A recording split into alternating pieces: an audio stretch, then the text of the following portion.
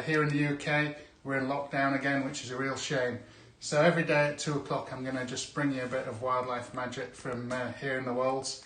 It could be painting, it could be our rescue animals, and it could be the wildlife out there. So there's plenty to see, and it's going to be really exciting to share it with you. So we're just going to check for sound, and then we're going to make a start. Just a background. If you just want to give us a background about our weasel. Yes, that's not me speaking. We've got Will on camera there, so he'll be butting in occasionally, keeping me right. So we've got a weasel in here that's about 5 weeks old, and that was brought in to me last week, and a dog walker found it, and it was quite cold and struggling really. It had been lost by its mother, so it definitely would have died without any intervention from the dog walker who found it. He could hear this little weasel squeaking and calling when his dogs found it. And he did exactly the right thing. I mean, often you've got to wait a little while and just check that its mother's not around and you haven't disturbed it, and she can often come back and take it away literally while you're watching sometimes. But this one was sort of properly lost and struggling. And yes, we've got him in rehab now, so he's going to go from in here. He's been in here just the weekend, keeping him calm. He will be starting to venture outside at this age, so we're just going to give him some more space today, and it'll be great to be able to show you how he's got on. Literally Friday we got him. So good to go. Good to go. If you just want to give say hello to all the viewers again. Yeah. So I've got confirmed that it's all working, good to go. So anyone that's just joined us, we've got a rescue weasel here. I'm Robert Fuller. I do a lot of rehabilitation work with wildlife. I paint wildlife, I watch wildlife, but I also help it as much as I can, and that's really important. So we've got a young 5-week-old weasel in here that came in on Friday, and I'm going to just show you him. And this is... I've not handled him hardly at all over the weekend. So this is something you don't really attempt live. Anyway, here he is. So there he is. He's changed a little bit since Friday. The main thing, he's got a nice full tummy under there. So he seems to be doing quite well. Another week or so, I probably won't be able to do this. I probably won't be able to handle him, because he's a little wild animal at the end of the day. So we're just going to give him a weigh-in and see how he's got on. He was 47 grams. 47 grams on Friday. So I'm kind of hoping he weighs quite a bit more than that now. So he just goes in there. Yeah, so he's put on 10 grams over the weekend, which is great. And this is designed so you can't just jump straight over the edge, because he's starting to get quite fast now.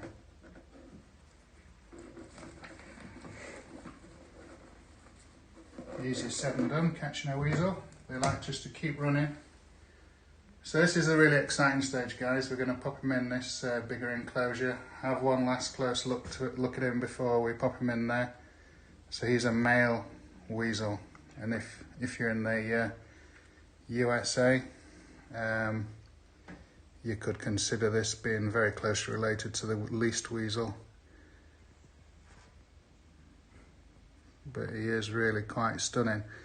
I can't quite describe what these little feet feel like. The closest I can describe it is almost being like male Velcro, because it's so... These little claws are so grippy and clingy, so they can climb.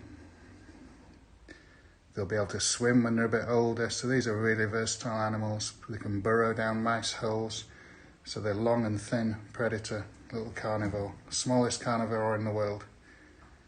So he's going to put on about another 100 grams, so he's about a third of his weight at the moment, so he's third size.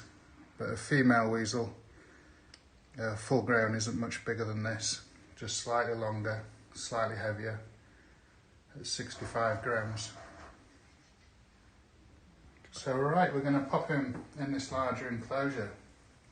This is the important bit. I'm going to I'm going to pop him in the sleeping bag first, because that's where he's been living, that's where he's feeling comfortable. I'm just going to pop him in there and literally then close the lid. He'll probably just stay in there now for a little while. So that's him in the bigger enclosure, and we'll just leave him in there quietly and see how he gets on. Oh, I forgot the most important thing. Nearly forgot the most important thing. Food. So we feed him what he eats in the wild, and that's mice, voles. So I've caught a mouse for him and day-old chicks. And this is important, but we vary his food up a little bit, because in captivity, if someone just feeds them a very easy option, which are dead day-old chicks, the cockerels from the hen laying industry, then that's all he thinks he's looking for when he gets out into the wild. They get very fixated on one type of food, and it's important we vary that up for him. Because when he's released into the wild, we don't want him thinking he can go and find a day-old chicken chick. He needs to be looking for mice and voles, because that's how he's going to survive in the wild. So that's crucial that we vary that food up a lot with weasels. So what have we got in his enclosure as stimulation there? Yeah, so in his enclosure we've got tunnels, we've got logs for him to climb on. Obviously his nest, we've got water. He probably won't actually drink any water. I tried giving him bits of milk over the weekend, but he's kind of a little bit past that stage. If I start handling him too much and administering milk quite often, he's simply just going to get too tame, and then that makes his release harder. I want him to sort of know who I am, because when I see him out in the garden, once he's released, I can help him out and chuck him a bit of food if I see him. So I want him to be used to me, but I don't want him to be habituated to me, completely fixated. These will tame down incredibly easy, weasels, and they can make quite fun pets. And I have had them as pets, but sometimes, you know, I feel as if the wildlife should be out there. One day I might have another pet weasel again, but I want a really big enclosure if I do that, so they've got a natural life as possible. So he's destined for life in the wild, and we look forward to following his journey with you. So, questions. I've been asked lots of questions on the YouTube channel, and Will's going to fire a few at me, and I'll try and answer them the best I can. So the first question we have is about Whisper and Stuart, and just a bit of an explanation of their release. Yeah, so we've got them in the release enclosure, and then last week we opened them up into another much larger area, which is all underground it's a badger set I made last year, and that's currently empty with badgers. So I just thought I'd give them that extra little bit of space before we then release them fully into the wild. So what it's doing for us, it's getting them used to a bigger area, and that might be a bigger area where they then can come back for food. They might not straight away find the food that I've put out for the wild stoats and the wild owls, so I want them just to think of that place as their home and base. So yeah, so the next few days I'll let you know when we're going to open it up. Looking at the weather, that's what we've got to do, check it's just not filthy raining weather like we've had recently, because I don't want them getting damp and cold. That's quite dangerous for stoats and weasels, because they have long thin bodies, and they're susceptible to chilling because of their body shape. You know, the more compact an animal is, like a rabbit, the more easy it is for them to stay warm.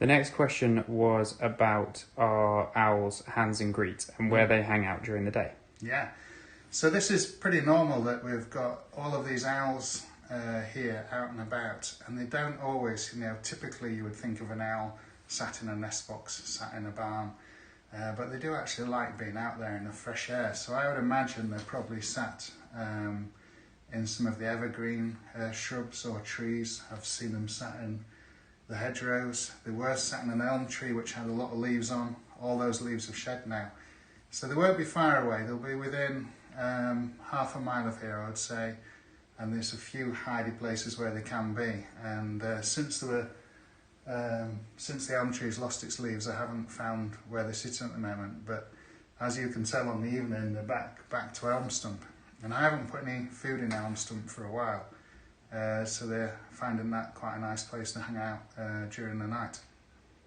So the next question was about the nest boxes and what happens with all the pellets and guano in the nest after the nesting period is done. Yeah, so it's quite a fascinating thing for me. Most of those pellets are left there, and what happens is a lot of nature goes on in there. So inside that nest box there's actually little tiny moths go in there, and these are what we would consider like clothes moths that eat our natural fibred clothes. And they go in there and they eat all of they lay their eggs in the pellets and in the guano. And they spend ages and ages just going through little larvae, like little caterpillars, going through all of that detritus that's at the bottom of the box. And then they actually pupate before they turn into moths again. And as they pupate, they go up the side walls of the nest box. So they're eating much of that detritus. So you can find pellets, and then there's just a few bones left in there. It's like a skeleton form of a pellet. So all of the guano, all of the natural fibres has been eaten away. And then these moths pupate in the walls of the nest boxes. And this is the fabulous bit. You've probably already seen on camera the wren is going around inside the nest boxes, and the great tit, the blue tits. And even we get tree creepers in the nest boxes further on into the winter. They're looking for spiders, but they're also eking out these little moth larvae. So it's a whole sort of little ecosystem going on there, and nature does most of the job. If there's too much of a build-up of pellets, which there can be some years, I'll actually clean the nest boxes out. But in general, I don't clean them out unless I actually need to do. All done. We're all done, apparently. Okay, well, someone else asked how do I tie down the food, and they suggested mini cable ties, and I have to confirm that's how I tie the food down, because otherwise an owl would fly in, take the food, and then just fly away, and you won't be able to get to see these wonderful prolonged sightings of these owls on the different feeding areas. So that's another question. So I'm going to be back tomorrow at 2 o'clock. Looking forward to it, and tomorrow I'm going to show you some painting, and I'll just nip and get it. So I'm just going to go off camera for a second. Yes, so tomorrow I'm going to talk to you about this. This is just starting with the outline of a painting, and just the basic colours to start off with. So over the next couple of weeks I'm going to show you this painting process, and nothing happens very quickly when I'm painting. So we've got 3 partridges here, we're going to have the stone wall here, and then this bandita just having a little cheeky look at them. She's no chance of catching them, but quite often I've seen a stoat just for fun come out of one of the holes and nip a pheasant's tail and things, and yeah, so it's just going to be a little cheeky fun picture, this one. But I'm going to talk you through the process of how I do these paintings, how long it takes me, and just show the painting process. So yeah, so I'd like to thank you all for joining me today, and we'll see you tomorrow.